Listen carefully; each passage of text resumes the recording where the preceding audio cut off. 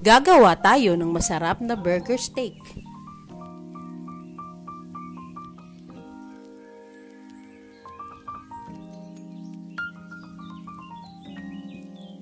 Narito ang mga sangkap na gagamitin.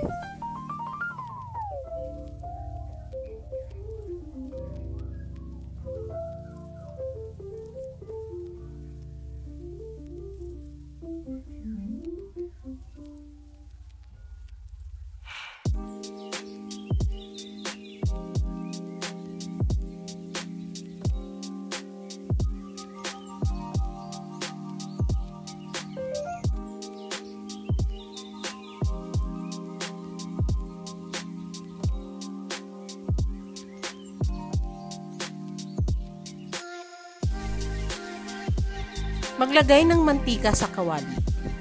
May kwento ako dyan sa mantika na yan eh. Binili ko kanina.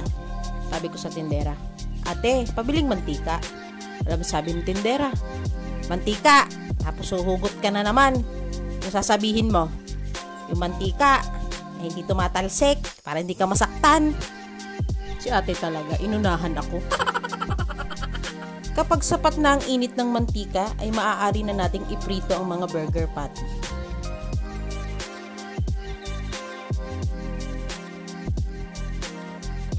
Hintayin lang natin siyang mamula-mula hanggang sa maluto.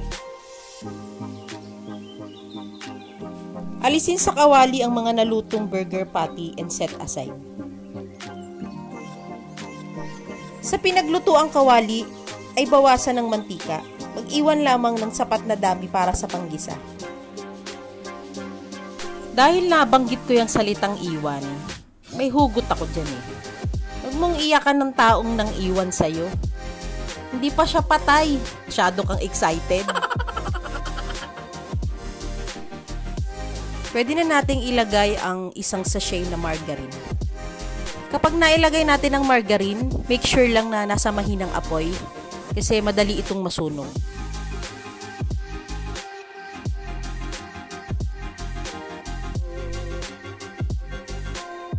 Unahin nating igisa ang white onion.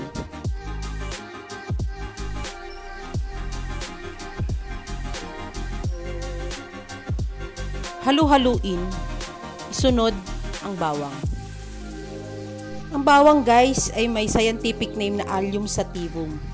Ang bawang ay mayroong antibacterial, anti-inflammatory, anti-cancer at anti-hypertensive properties.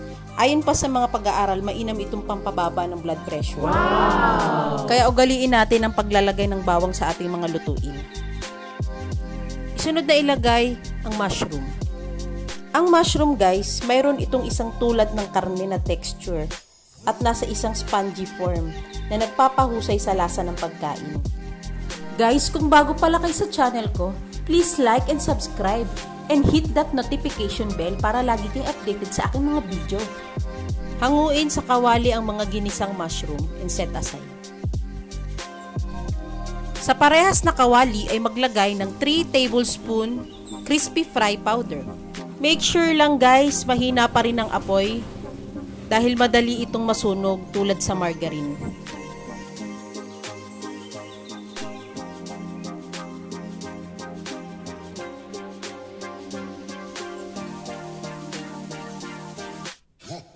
Halu-haluin lang natin hanggang sa mag-blend lahat ng powder sa margarine at mantika. Kapag ganito ng hitsura niya guys, ilagay na natin ang mainit na tubig. Uulitin ko po, dapat mainit na tubig kasi kung malamig na tubig ang ilalagay o maligamgam, magbubuo-buo ang powder.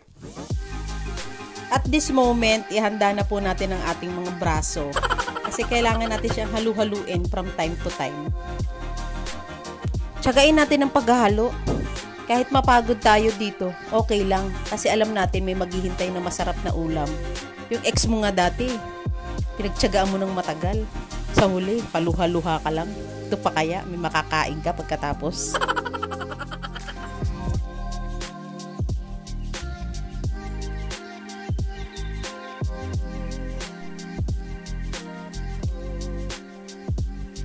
Kapag smooth na ang sabaw, pwede na nating ibalik ang mga mushroom. Balik baka mo. Kapag iniwan ka ng mahal mo, hayaan mo lang siya. Babalik yan kung talagang para sa'yo.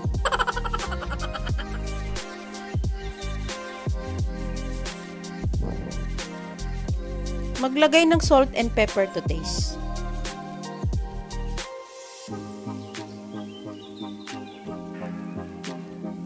Isunod ang asukal, optional lang. Sana asukal lang ang optional, hindi ikaw. Ang sakit kasi nun.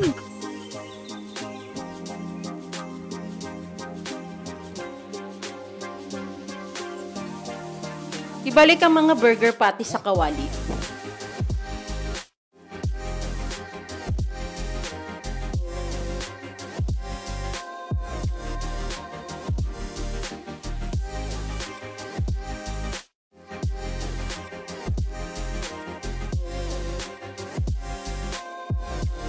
Simmer for 2 to 3 minutes at luto na ang ating masarap na burger steak. Kung nagustuhan nyo ang recipe na ito, comment down naman dyan. Luto na ang ating masarap na burger steak. Hanggang sa muli!